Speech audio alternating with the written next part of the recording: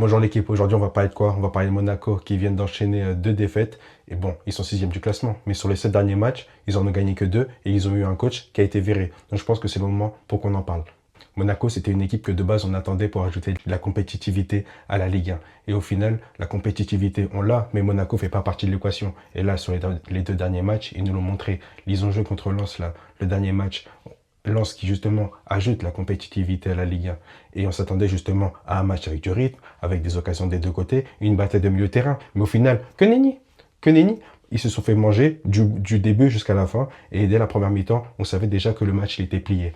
Pourtant, Lens a marqué en premier et Monaco a égalisé. Mais moi, à l'égalisation de Balogun sur penalty, je suis au courant. Je suis au courant que c'est juste de la poudre de parlimpinpin et que juste après, ils vont prendre le bouillon. Et c'est ce qui va se passer parce que juste après, 2 minutes après l'égalisation de Balogun, ils se prennent un deuxième but et juste avant la mi-temps, ils se prennent un troisième but. Tout ça, en 10 minutes, ils se prennent deux buts. En fait, le problème de Monaco, c'est qu'ils n'ont pas de joueurs d'impact, des joueurs qui veulent faire mal, mis à part Akliouche. Alors que sur les deux derniers matchs, ils ont affronté des équipes qui en avaient plusieurs de ce type de joueurs. Là, avant Lens, ils ont affronté le Paris FC. Le Paris FC, ils ont Kebal, qui justement, chaque week-end nous montre que c'est lui qui prend le Paris FC justement sur son dos.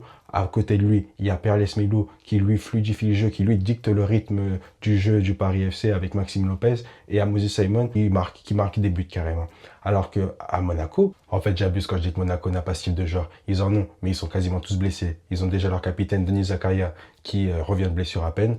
Ils ont l'ami Camara qui lui avec Denis Zakaria sont les deux milieux de terrain sûrs qui justement donnent le rythme à Monaco. Et ils ont aussi Paul Pogba, qui, c'est vrai, n'a pas encore joué, mais on connaît le type de joueur qu'il est. Et on sait que lui, quand il aura le ballon, quand il le jouera, il voudra se montrer. Il voudra se montrer, c'est ce qu'il veut.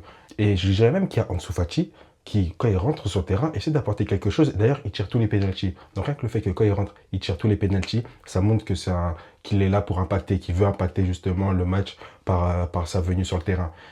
Et j'en rajouterai un dernier, c'est Ileni Kena. Ileni Kena, qui à chaque fois qu'il rentre sur le terrain, il arrive à trouver des angles de frappe, il dérange les défenseurs. Je sais pas pourquoi il est jamais sur le terrain, mais du coup, je peux pas le compter parmi justement les joueurs d'impact parce qu'il joue pas.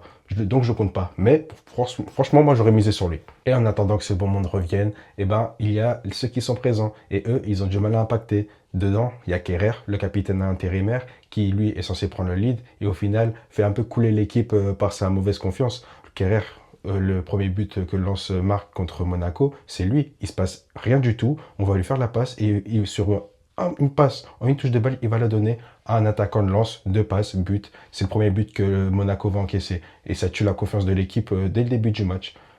On avance encore un peu. On a un milieu attaquant Golovin qui lui va courir 40 mètres avec 20 mètres d'avance sur le dernier défenseur, va se présenter devant les cages et au lieu de tirer, il va tenter de dribbler. Bon, moi je suis pas un joueur professionnel, mais je sais pas si mon choix de tirer est meilleur que le sien de vouloir dribbler. Mais lui, il dégageait aucun aura quand il a voulu dribbler, le gardien va récupérer le ballon dans ses pieds. Donc, je sais pas, mais pour moi, il a déconné. Bon, comme je l'ai dit, ils sont sixième du classement, à 2 points de la quatrième place, et c'est la première place qualificative pour la Ligue des Champions. Mais ce week-end, ils jouent contre Rennes. Rennes qui sont huitième à 2,2, c'est-à-dire que s'ils perdent contre Rennes, Rennes va passer devant eux. Sachant que Rennes, eux, sortent d'une petite crise où il y avait une crise justement entre le coach, les vestiaires et un peu la direction. Ils sont sortis de ça sur les 3 derniers matchs. Ils en ont gagné 2, ils ont fait un match nul. Donc là, ils viennent avec une dynamique positive, tandis que Rennes, Monaco, pardon, eux, ils sont dans une dynamique qui va vers le bas.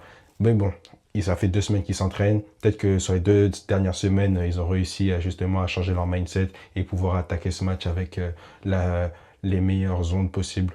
Donc à voir. En tout cas, je pense que ce sera un très beau match à voir qui sera juste après Lens-Strasbourg. Donc samedi, il y aura 2 gros matchs qui vont s'enchaîner, 2 beaux matchs qui vont s'enchaîner. Donc si vous n'avez rien à faire samedi, à partir de 17h30, voilà, regardez la Ligue 1 jusqu'à 21h et vous allez kiffer. Normalement, ils devraient récupérer leur capitaine, Denis Zakaria, car au dernier match, il était sur le banc, il est rentré à la toute fin. Mais j'ai terminé sur le fait que normalement, ce sera le retour de Paul Pogba. Bon, le coach n'a pas voulu s'avancer. Il a dit que voilà, à chaque fois qu'il annonce justement son début en compétition est reporté, donc il ne s'est pas avancé. Mais moi, je le sens. Ce week-end, Pogba va commencer à jouer. Il va faire une autre au moins sur le terrain. Donc voilà, une autre occasion, une autre raison justement de regarder la Ligue 1. Et je pense que c'est si Monaco, sur les 4 derniers matchs avant la trêve de la Ligue 1, la pause de moitié de saison, arrive à enchaîner 4 victoires, eh ben, ils ne seront pas perdus pour la course à la Ligue des Champions. Car à la fin de la saison, quand les équipes n'arrivent pas à atteindre leurs objectifs, il ne faut pas regarder ce qui s'est passé à la fin de la saison, mais ce qui s'est passé en milieu de saison quand ils ont eu des trous qui ont trop duré ou justement qu'ils ont réussi à bien gérer. Donc là, Monaco, je pense qu'ils sont au moment où soit ils doivent bien gérer, soit ça leur a trop duré. À eux de voir. En tout cas, c'était tout pour aujourd'hui. On se voit la semaine prochaine. N'hésite pas à liker, à partager et à t'abonner à ma chaîne. Ciao!